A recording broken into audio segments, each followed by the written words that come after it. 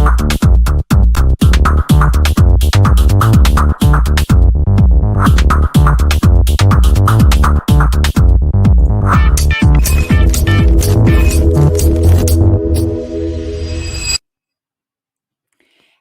there and welcome Virtual Space Hero community to our weekly LinkedIn Live. We have been discussing in the past week's topic around cultural architecture for remote or hybrid organizations. We were discussing from an remote worker perspective, how do you build your career and your network virtually? And today I'm really excited because we were discussing a topic that I'm also sort of experiencing for the past years, and we're talking about slow travel and the benefit of being a remote worker. You know that me and my family, we live mainly in Spain, but we have family in Argentina and in Austria, where we're spending every year at least 2 months in each country, and in between we're also trying to travel.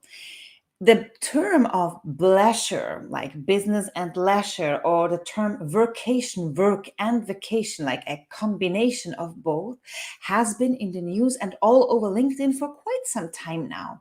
And I'm really happy because today I have with me on my stage one of the pioneers when it comes to a nomadic lifestyle. And with this, I'm welcoming here Chris Cerra, who is actually currently connecting from Thailand, right, Chris? Yes, correct. All the way from Thailand. So yeah, very different time zone, which is why it Absolutely, might which look is a bit super gloomy. funny. When Chris accepted my invitation, he was in UK time zone, so today it's rather late for him, 11:30, a little bit later, right, Chris? Indeed, yeah. I try not to go any time past this. It's very easy to have a late start to the day and a late finish to the day. But after kind of midnight, oof, that's when it gets tough. But I guess we'll get into some of this stuff as we talk through today's session. I think we definitely need to, because I was also just thinking when we went to Argentina this year in February, March, I was really lucky because there's a huge time difference to my main client base is in CET time zone. And I had to have to wake up like at 2 o'clock in the morning, but only like 5 or 6 times because all my other sessions were just occasionally scheduled in the afternoon. But we will talk about this, how to plan for the travel as well while you're scheduling month or even years ahead, some of us who have a really busy schedule. Chris, you are the founder of Modebase. You yourself are a remote worker. Let us know a little bit, how did you became a remote worker, and what is Modebase about? Sure, yeah. So the origin story for remote base goes all the way back to when I was working for a financial services company based in London in the UK. That's where I'm originally from, and they had some really flexible kind of work policies. And so this was back in I started working there in like 2016, and so at this time, this is way before the pandemic. It was quite unusual, or there was really only a minority of companies that were this progressive and would let people work in this way. And so I worked there without really taking advantage of the remote work policy for a while. And it was really probably like around 2017 when I felt like I'd earned the trust of the company to be able to, and my colleagues, right, my team members, that I started to kind of work remotely some more, starting with like 1 day a week, 2 days a week, and then this bled out into like, okay, well, the company is based in London, but I will work remotely from other parts of the UK.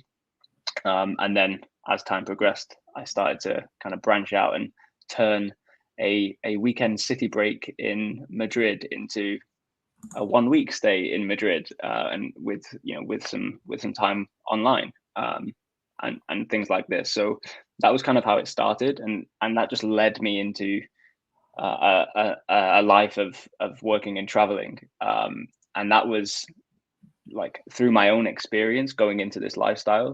I realized that if you book a place to stay for 1 month or more, you can have a very different rate per night to what you get if you take an apartment for a weekend.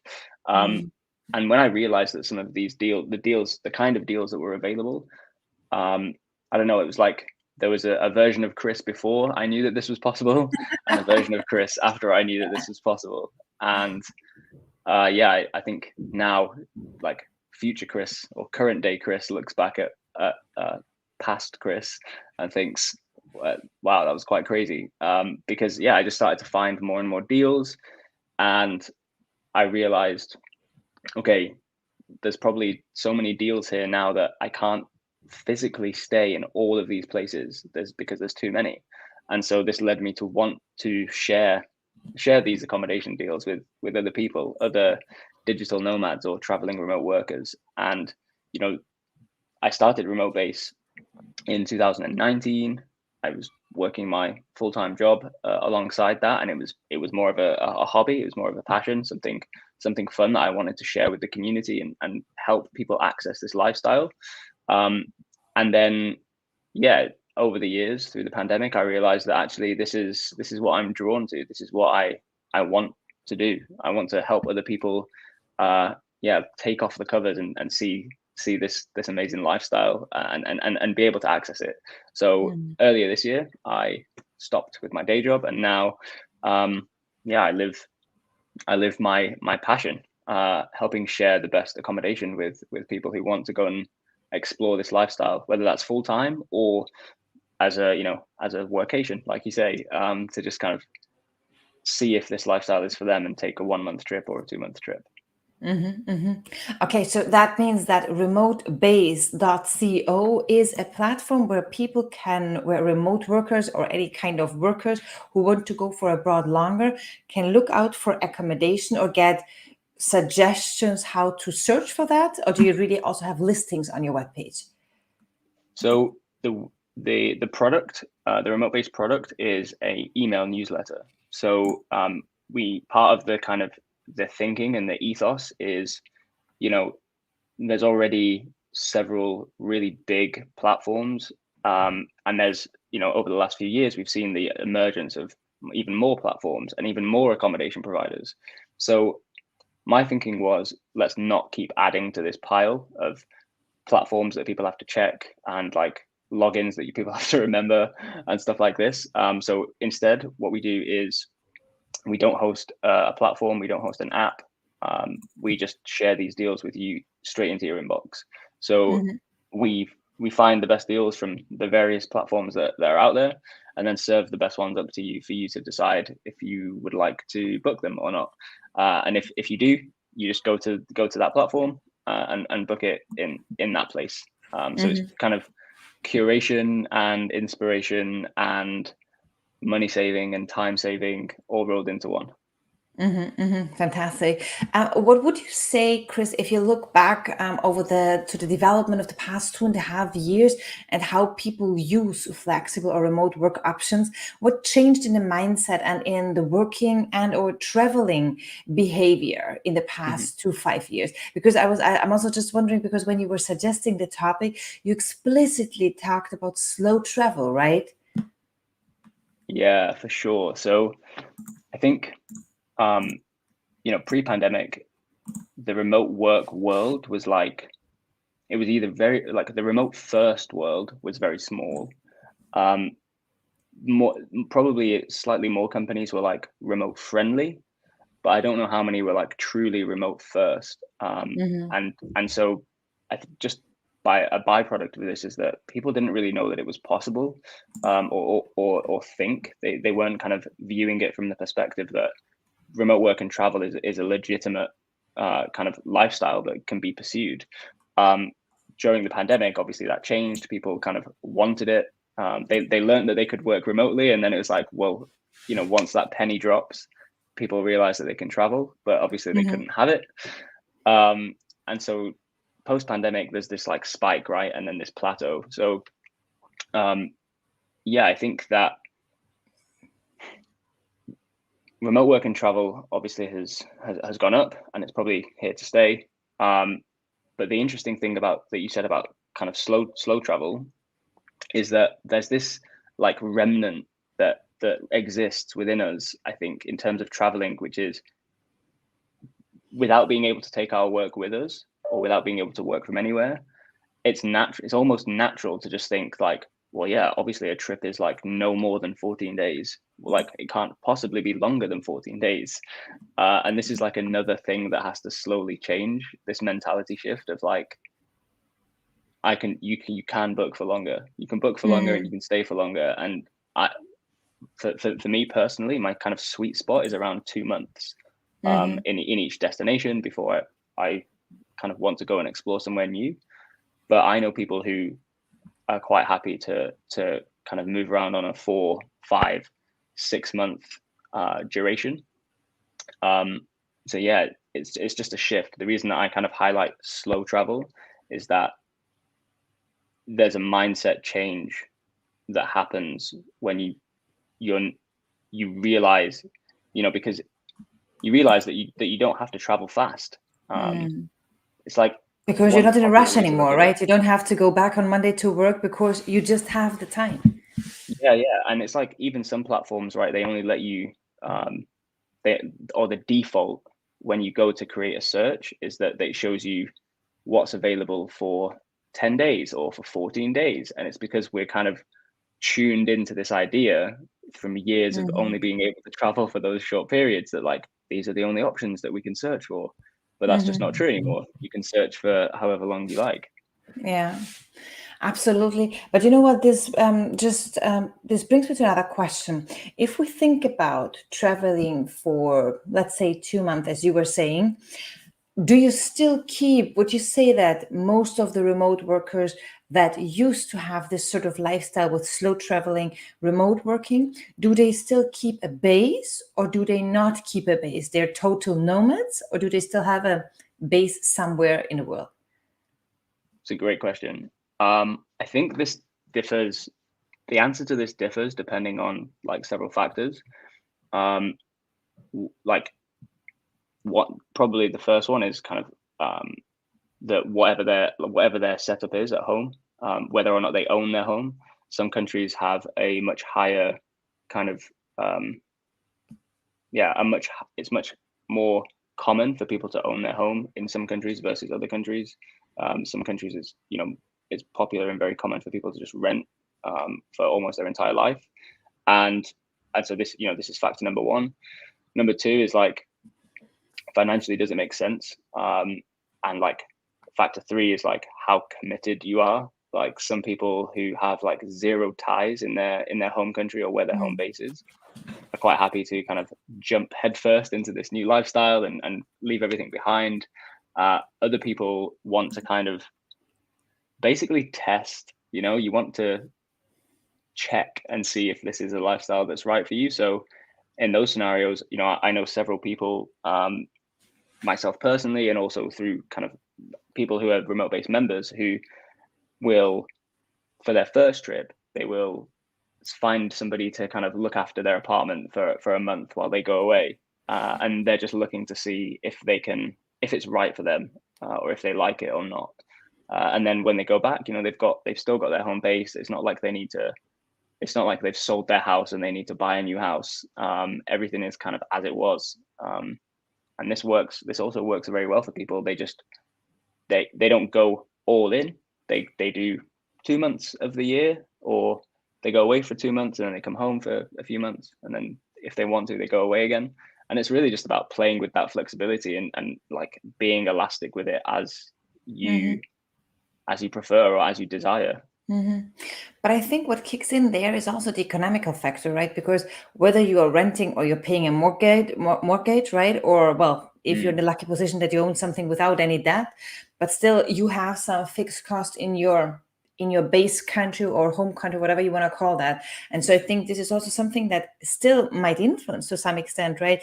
Whether I choose giving up the home base, subletting my home base for those months, which is also in some countries you can't even leave an apartment for 2 months without anybody living there, right? We know, even I heard that in London it's a trend, the people who are occupying your apartments, if you're too long away, it's a problem, it's a challenge here in Spain, for example, for remote workers who are away for 2 months.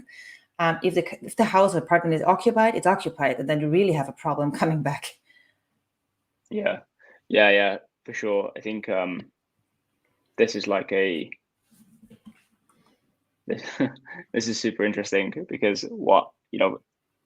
the way that I kind of started was to go away on shorter trips, and so my confidence that like this was the right move grew as the length of my trips extended, and then it got to the point where I could quite comfortably say, I don't need a base. I don't need to have this. I don't need to have a place to come back to. And so the kind of problem disappeared by itself. But yeah, I think this is why it's important to test and to kind of check if this is the right kind of lifestyle for you. And there's several ways that we can do that, looking at like what kind of accommodations might be right for you, what kind of locations might be right for you, which of your own personal characteristics you should consider as important for choosing places to go and places to stay. And probably the other really big one is like the kind of work that you do, because that'll have a great impact on the kind of facilities that you want to have access to and stuff like that. So yeah, I think it's probably the most challenging thing, I think, of going away. Like what happens, people think like all of their focus is in the destination, but yeah, I completely agree. Like one of the biggest challenges is actually what's happening back at the home base while you're away. Chris, you were already mentioning that there are changes in the accommodation landscape, to say so. You were talking about that we need to think. We need to think about not only about the 2 weeks trip, but about longer trips, then also the aspect of negotiating lower fees if you're staying for a month or 2 months or whatsoever.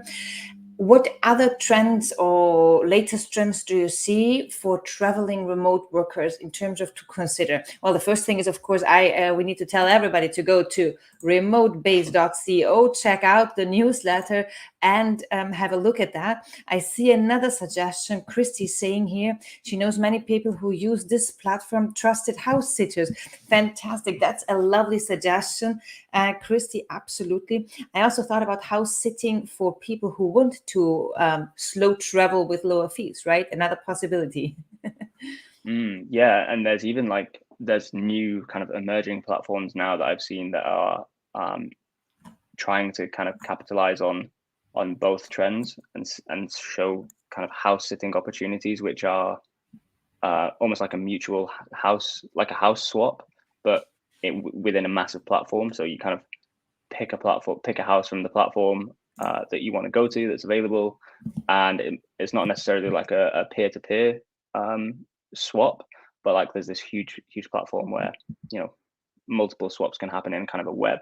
So yeah, like that's another crazy emerging platform. But I think coming like back one level up, I think from house sitting and back to kind of the broader picture, looking at accommodate like the whole landscape and how that's changed. It's changing so fast. It's changing so fast. Like I think Airbnb made changes as part of their kind of response to the work and travel lifestyle and the trends that they saw emerging. They obviously have a lot of data on this stuff, and some of that's published in kind of their reports, quarterly or like half-year reports. And then yeah, the kind of emergence of new platforms that I talked about. So I've seen 2 accommodation platforms be acquired in the space of the last like year, and so that that alone tells me like there's a lot of consolidation happening. There's a lot of new providers that have come up that are, like one of those was a pre-existing one of them was fairly fresh and got snapped up quite quickly, and there's also these other kind of subgenres of platforms or types of accommodation. So I'm seeing a lot of co-living seems to be huge. And co-living is really interesting because it can be broken down even further, right? There's like activity-based co-living. So if you're somebody who really likes to go surfing, there's a whole community that you can go and do that with.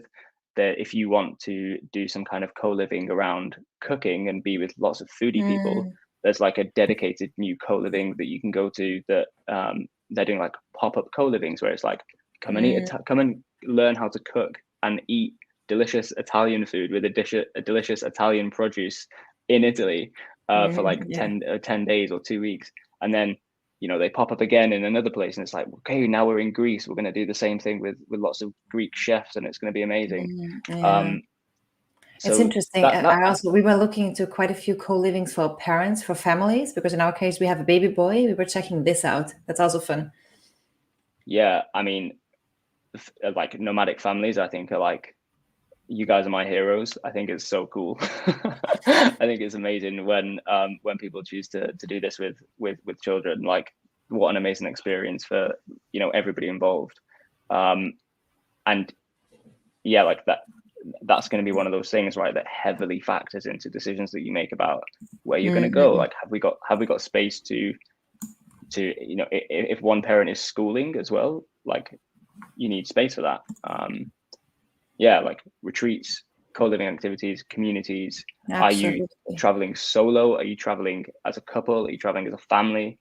Yeah, there's lots of considerations. But I think for platforms themselves, so actually, I'm really curious. Maybe I don't know about this one, but you're traveling as a family. So is there a platform that you use that's dedicated for kind of family travel? Because I don't travel with children, I was so looking I into don't know that, about that. yeah. But we never Cool. used it. So far, we traveled to our family. So we were in Argentina for 2 months. We were in Austria for 2 months last year. This year, we're staying main part here in Spain, but also within Spain, we're moving for 2-3 weeks or something. But of course, as a family, or at least with a baby, or at least for us, I don't know, it requires a bit more logistics, particularly if you want to work, if you move, even if you work less, how do you work, how do you split up your time, and all those things, childcare, stuff like that. But there are organizations that have co-livings for families, and that's interesting. You were mentioning, Chris, let me just go back to that, what you were saying, when you select a place, so you probably also have a certain idea why you're selecting certain places. So what would you recommend as the founder of remote base CO? What should people consider when they are selecting a destination or accommodation? What should they watch out for when they are booking and when they get there? Yeah, this is really key. I think this is such an important question, and I just want to focus on like how important it is for 1 second before I answer it, because maybe if you don't do this correctly, what can happen is you get really excited, you plan everything out, you pick a place, you pick a geographic location, and then a place to stay in that location, and then you go there, and you're there for 2 months, and you might hate it. And that if you do that, especially if it's like the first time that you do this, it's going to make you hate the whole thing, and make it so much more harder for you to like try to test it out again.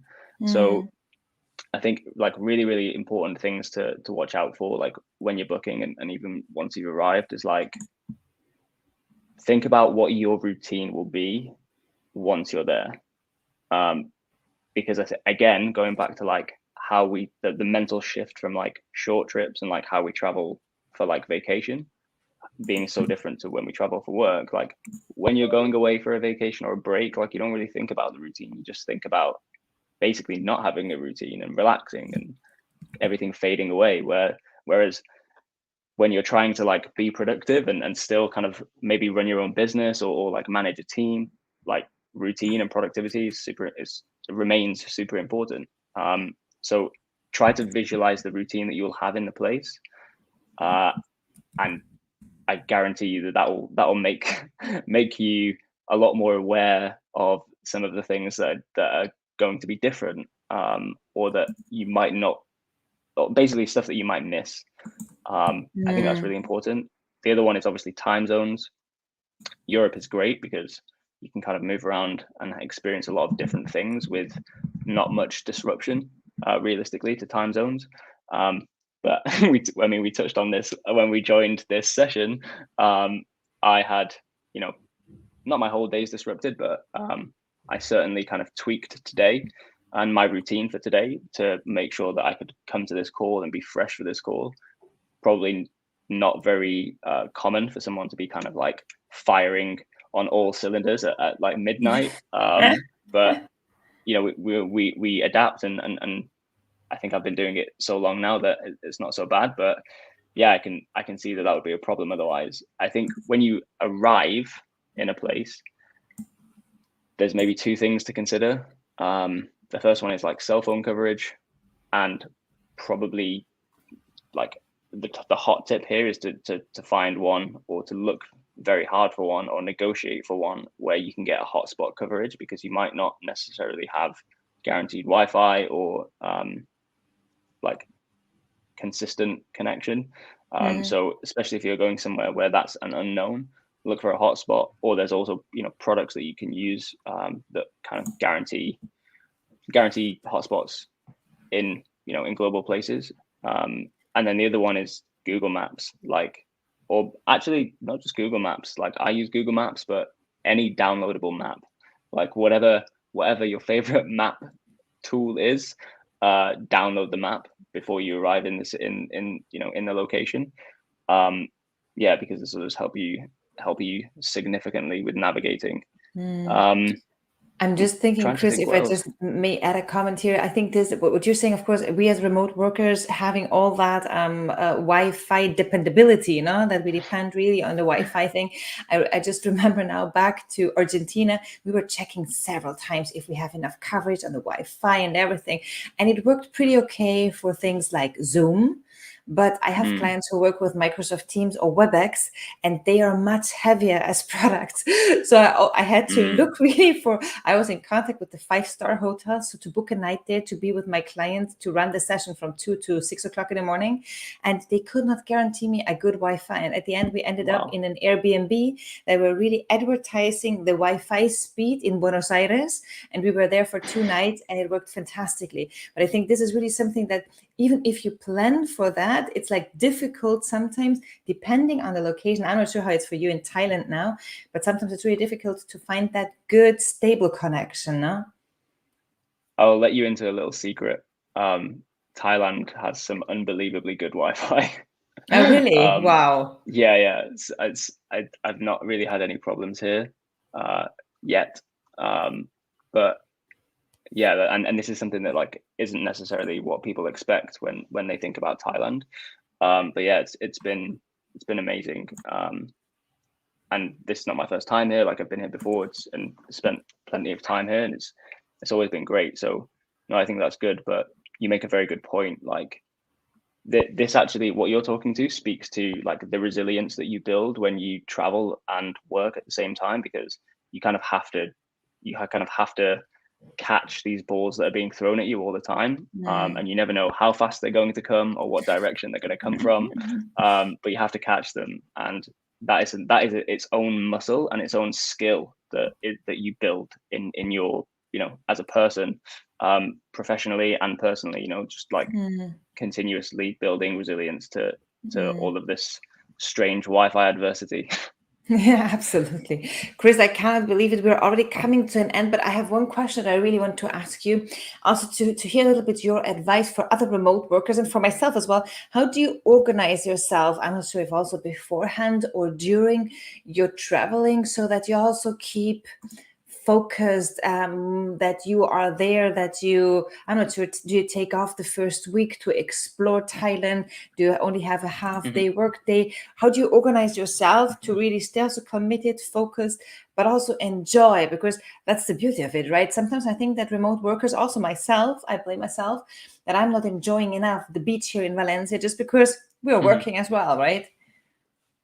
Yeah, for sure. So I think when you first start, basically try to have like as good of a work setup as possible. Like, get yourself a really good laptop stand so that you're not with like backache or neck ache after like 2 days. Get yourself a professional light or something, that can, you know, if you need to be on lots of calls, like get yourself some lighting, or a microphone or headphones, whatever. There's probably stuff that people have if they're already working remotely, but finding a travel version of it is maybe a little bit more difficult, and you don't want to carry loads of clunky stuff. And I think I already talked about routine, but I would say, like, if you have to, again, because you're not working in your home base, but maybe your setup is different, try to think about the routine before you arrive there and figure out like okay, will I work at a co-working space or will I work at the apartment? If you're going to work at the apartment, I highly recommend like choosing a seat wherever it is. Like, and here's the key tip: even if it's at the dining table, that's fine, but don't eat from the same seat that you work from. Because I think that just like having the complete separation is really useful for like mentally logging in and mentally logging out. So I think that's a good tip, I think, for organizing like when you arrive and making sure that you're kind of primed for productivity. You also made a good point about jet lag and not wanting to explore. So if you're taking, if I take a long haul flight, I try not to work for 2 days after I arrive.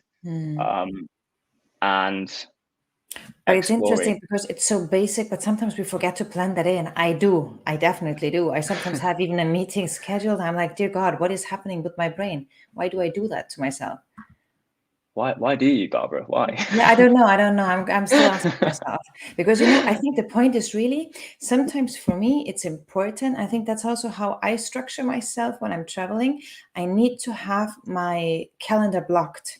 So I need to block it for 2 days afterwards. I know that I'm not working on Fridays. I block Fridays, but I forget about those things sometimes. Yeah, well, I'm learning. It's a good tip. Calendar block, like block the calendar, and then you know that nothing can be booked there. Yeah. Yeah, and then the final thing is like exploring, I think. So sometimes you might want to use it as like the carrot of like, if I complete this work, then I can go and do this thing. You might want to go, maybe that's to go and visit a waterfall or to eat in an amazing restaurant or whatever it is, like whatever it is that you find, exciting, or like give that to yourself as a reward. But yeah, otherwise just try not to put the pressure on yourself. Remember that when you close the laptop, the world is there waiting for you. So yeah, enjoy. Totally true. Chris, well, I still have a last question. Where are you heading? So I know that you're in Thailand now. I know you told us that it's about 2 months that you usually stay. So what is your plan for the end of this year? I know that, but let's tell everybody. And what is coming up 2023? Yeah, so it's been a fun time here in Southeast Asia. I have like 1 more month left here to spend in Thailand, and then following this, I'll be going back to the UK to spend Christmas and New Year with family and friends there and kind of reconnect. And then in the new year, I'll probably want to get away from all of the cold weather. So I think yeah, I think at some point, I don't know yet, maybe we'll start with like Greece or Turkey. And then as things get slightly warmer into spring, like the first half of next year, I will try to go and explore some of the Balkan countries, which is where I've never been. So looking forward to lots of recommendations for the Balkans. Yeah, well, I have a big one, but probably you've already seen that online. So Albania with its beaches seems to be fantastic. Food great. I have friends in Albania, wanted to go there for years now. Well, I hope we might manage to do that also next year, maybe. So to I'll see you close there. up, Chris, yeah, well, that would be great. I'm pulling back here the comment from Christy, remote base is amazing. So to everybody out there, check out remotebase.co, sign up for the newsletter and get curated content about accommodation for remote workers and longer stays, right? Chris, thanks so much for taking the time. Thanks a lot for sort of disrupting your schedule and being here with us at 11:30. I know that you want to have a midnight drink maybe or something else. So thanks again for your time. I have a quick cocktail prepared for you, a virtual one backstage. I'm there with you in a minute. Perfect. Thanks, Barbara. Bye. Thanks a lot, Virtual Space Hero community, for your questions previously, for suggesting also to get in touch with Chris, and particularly for following us and also providing us with more ideas and speaker suggestions in general. We're happy to pick them up. Thanks a lot for your comments during this live. And well, I wish you a beautiful good morning, afternoon, or a good night. I see you in 2 weeks with the next LinkedIn Live about growing your professional network. So have a lovely morning, afternoon, or good night. Bye.